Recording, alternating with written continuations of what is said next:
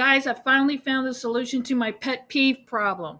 How to not have your photo when you're doing an overlay not snap to your background automatically. So you have a photo here. This one's already in the background. You get a new photo and you want to just overlay that for texture. Let's go and overlay it for texture. Put it down here. And there you go. Okay, I'm going to overlay that.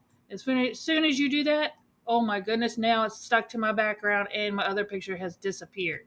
So I'm going to hit the undo button here and I'm going to teach you the trick to this. So what you need to do is what I do is I just duplicate it, make it really, really small little piece like so. It doesn't matter the size, you're just going to hide it.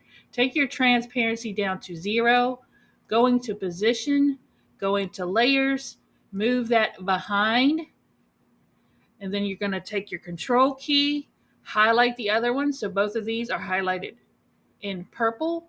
I'm going to group them together. And now when I stretch it out to overlay it, watch this. Now I'm going to click out of it. It didn't stick. It didn't stick. It didn't stick. It didn't stick. Yay! Oh my gosh, I have tried everything. People say use the control button, use the shift key, use this, use that. It never, ever, ever, ever worked for me. The only thing I could do was kind of lay it here and then go to another page and it would stay.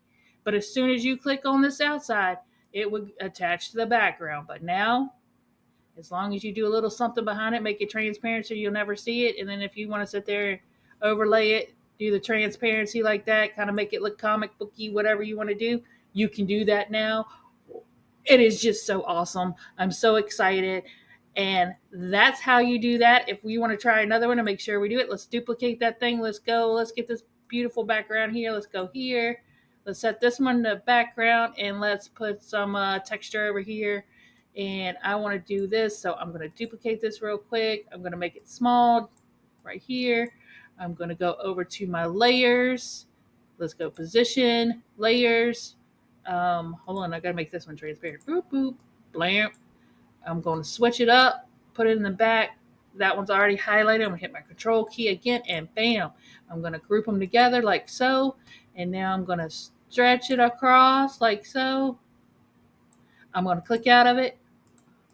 Ooh, ooh, ooh, ooh, ooh, looky, looky, looky. Now I can do whatever I want to make it.